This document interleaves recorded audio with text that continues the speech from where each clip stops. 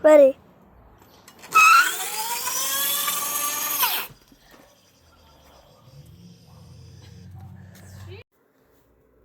I'm doing a small video here. I've been requested by a couple people kind of asking what I got here and what I've done and what made me do it, why I did it.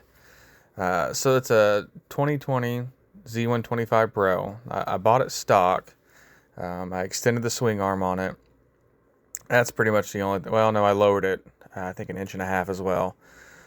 I rode it around stock for a while. And as well as you guys know, I mean, stock, these things are turds, which they're not meant to be fast. I think I could maybe hit 60 miles an hour going downhill if the wind was behind me. I started researching what could I do to make this a little quicker.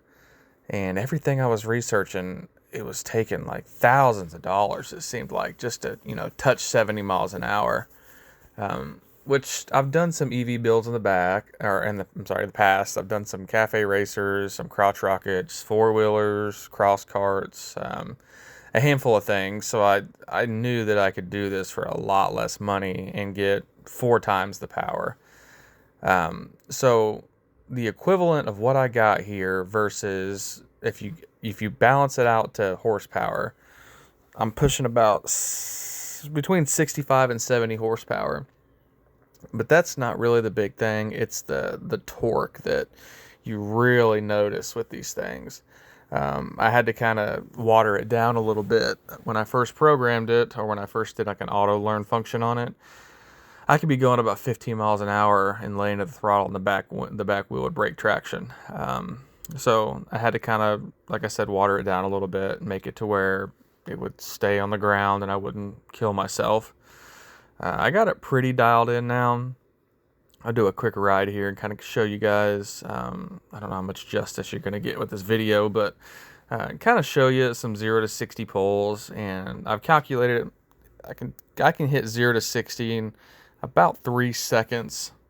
Today was my first real big ride with it. Most of my rides have just been around the neighborhood, just kind of tuning it, going up and down the hills, and just kind of getting my regen situated. For those of you who don't know, regens, when you let off the throttle, it'll brake for you a little bit, but as it's doing that, it's putting amps back into your battery, so it'll charge it for you. So once I get out here to this main road, I'll do a quick little pull, 0 to 60. It's not really a long road, so I don't want to do anything crazy. I've had it up to about 85.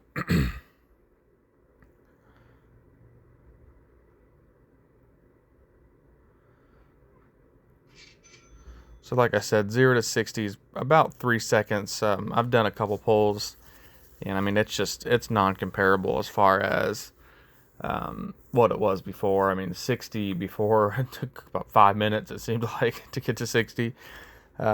So yeah, no, and I can go about 85 to 90 miles on a charge if I'm in like an eco mode, where it's miles ahead of what the stock bike was. But if I put it in the sport mode and I'm just doing drag pulls like that, consistently racing everybody, it's more like 50 miles on a charge, which still is pretty reasonable, if in my opinion, especially for something around town. But if I'm just going, small trips, I'll put it in eco mode, 85, 90 miles, and it depends on how many amps you charge it at, but if I do a quick charge at 30 amps, I can charge it in like an hour and some change. So it's really not bad.